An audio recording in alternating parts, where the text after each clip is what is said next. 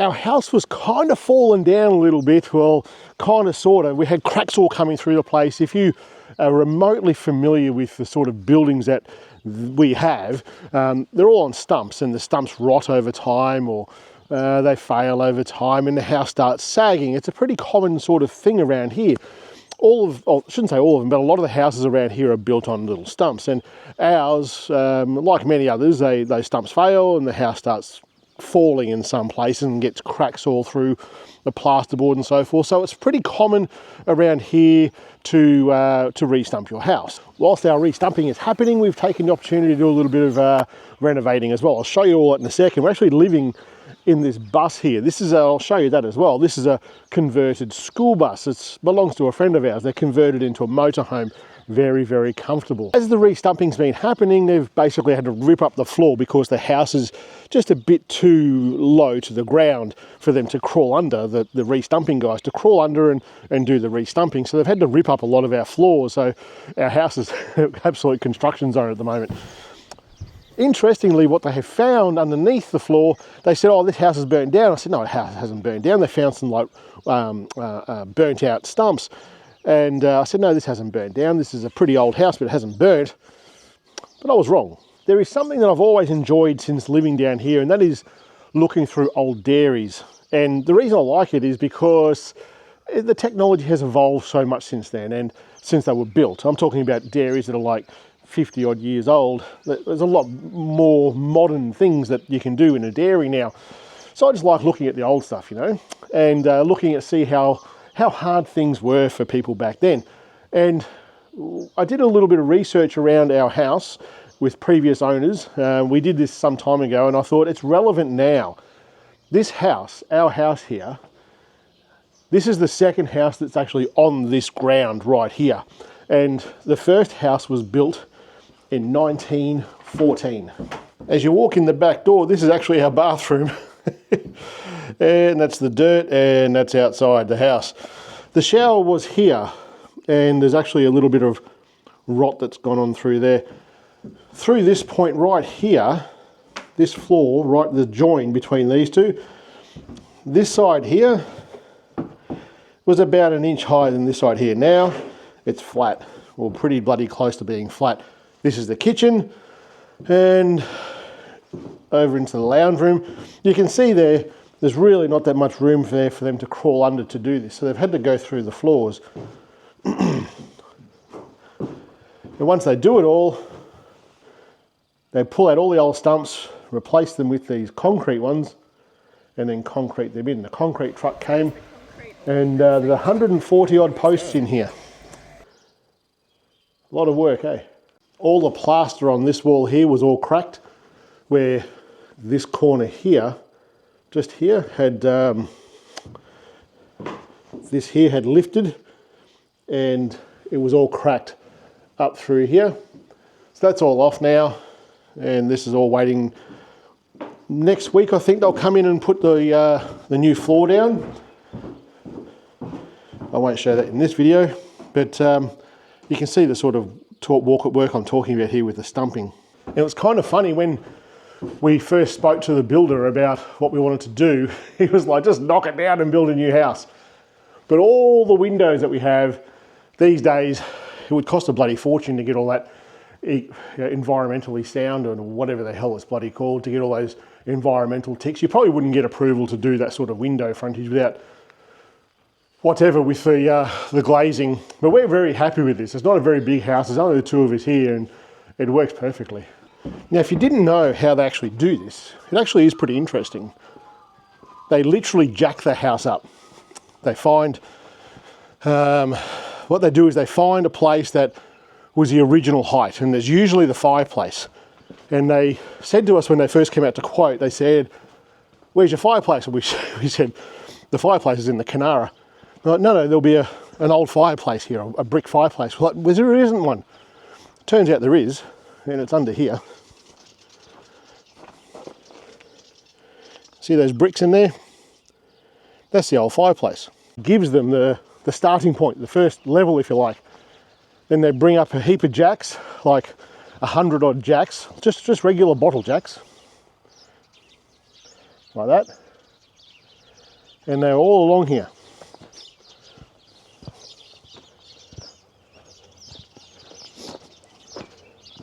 In fact, you can see just here, this one here is a stump that a previous owner has re-stumped at, and where the one is on the left, that's actually the height that it's meant to be. That shows you the height that we've lost, or the drop, the sinking, whatever you want to call it, that we've lost over that time. Very, very common thing that happens around here. I believe it happens in Melbourne as well. And out here, this is, well, we've already had skip bit emptied once or twice now with the plaster and so forth that the builder took out. These are a heap of the stumps that were in the house, and you can see there, they rot over time. There were termites in the house at some point. There's nothing in there now. They've all been sorted out. Like, look at that stump there, and that was holding up our house. So this is a fairly common thing that well, happens in our area. I'll show you this other pile out here. Now this is all red gum, so it'll burn all nicely, but this is all old joists, old bearers and old floorboards from inside the house. I will probably end up cutting up a heap of this into burnable sized sort of pieces and put them over there near the camp kitchen and use them for smoking and fires and so forth. So all the last week or so, we've had tradies coming in through here, and in fact they've all been parking out here next to my beehives, which is quite funny. We've had a couple of swarms already this season, so I was surprised that they wanted to park out there, but they did, and no one got stung, which is nice. Once the new floor's down, then we basically wait for a little bit for it to settle. Then the builder will come in, replaster everything, the electrician will come in, put new points where we want them, and then the new kitchen, new bathroom goes in, then all the new floors. Then it all gets painted, and then probably after Christmas we'll be back in here. I'll actually put a full start to finish, if you like, on our other channel, which you guys probably don't actually know about. We've got another channel that we do just like vlogging stuff for the farm here. It's not really it's more of just a creative outlet for me. That's Windella Farm. I'll link it down the bottom there. But the history of this place though, so as they've been digging things up underneath this house, they found some burnt out stumps, like I mentioned before. And he said, the boss man here, he says, you've had just by the way, this is actually my YouTube studio. Look at that. Not much happening here at all. Anyways, the boss guy, he says to me, you've had a fire in here. I said, no, we've had no fire. And he said, you have, look, here's some stumps. And he showed me the stumps, and true to form, there was some stumps down here that were burnt. I'm just wondering if there's any down there now still to show you. Anyway, he found a heap of other stuff here as well. Historically, this place here was actually built in 1914, I think it was, the original place, and it burnt down in 1930 odd. This place here was rebuilt straight after. So this room that I'm standing in here right now is almost 100 years old. So it was built in 1930.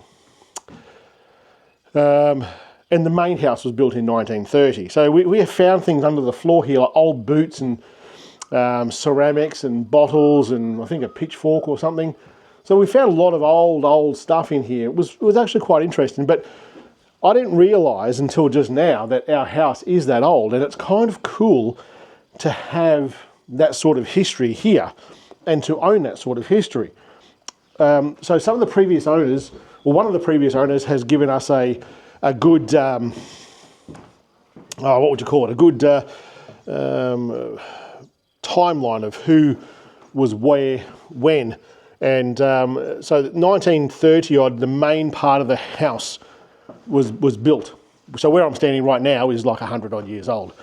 Out on the front out here, so this is main building, but where this wall here is, everything on the outside of there, so all this work out here, that was the old veranda. And obviously this was a door. So I think at the front of the house, or this is the front of the house, and just got to do a bit of tightrope walking there. Pretty sure that was the front door. So that would have been the entryway. another doorway into the rest of the house. So all of this here was veranda. In fact, we actually use this area here. That's actually our bedroom. This was the old veranda. And this was all added on in around about the 1960s. So it was kind of like a hodgepodge of different things. Out the back, there was our laundry and so forth was also added on around about that time. More tightrope walking. So we've got a separate building out here. This out here is the laundry and an outdoor toilet. Oh, let's have a look at this bus. It is something that I never ever thought I would ever have an interest in living in. In the position that we're in, it's just worked out perfectly. I see these sorts of things, and you may see these sorts of things on the road from time to time, and you think, why would you want to live in this? I've got to tell you, it's pretty bloody comfortable. We've just pulled a bit of carpet out from the house after we gutted the house, so we've got a bit of a mat there. Didn't use the awning up here because the sun is usually on the far side of the bus. It rises out here and crosses out to the west out here, but it's not on this side of the bus, so that it stays reasonably cool out here. All through underneath here is some of the power, their laundry and stuff. We're not needing any of that because we've got our laundry still working over there. We don't need to use the toilet in here. We've still got the toilet. We've got two toilets. One is like an outdoor toilet, if you like. This is town water running over to our dairy. And just power and stuff through, and water systems through this side here. It really is very comfortable. That's really about it. Listen to these noisy buggers. For those who don't know, we have dairy goats. Hello, you. These are some of the kids that were born this year.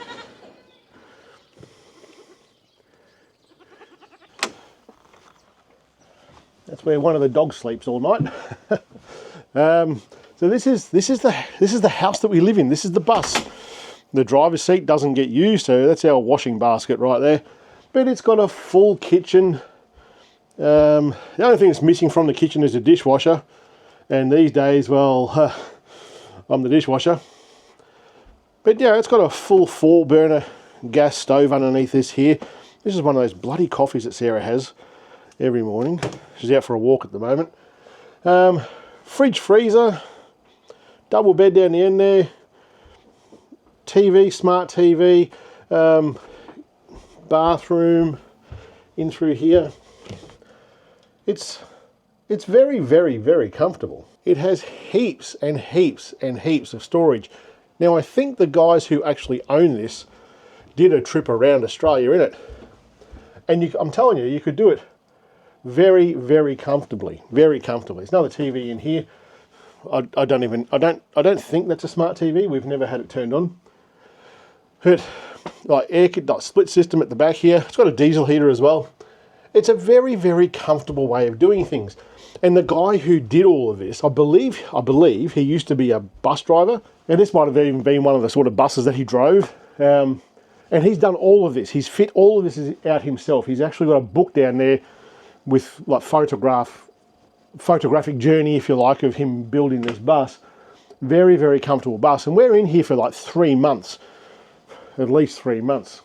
It's kind of like glamping for 3 months. It really is very comfortable. When I'm out camping on my own with the trailer or not, it's a bit more real sort of camping. But this is interesting. I thought you guys might like to see it. I think having a house like this is, when we had the options to rebuild it or renovate this, we opted for this one because we just liked the old feel. It's kind of like cars. Well, I've done videos about cars, old cars, new cars. I think older cars are they're just better. They were built before all these new wonderful fandangle things, and this was built the same way. What do you reckon? You like older stuff or newer stuff? I'm kind of a fan of the older stuff myself.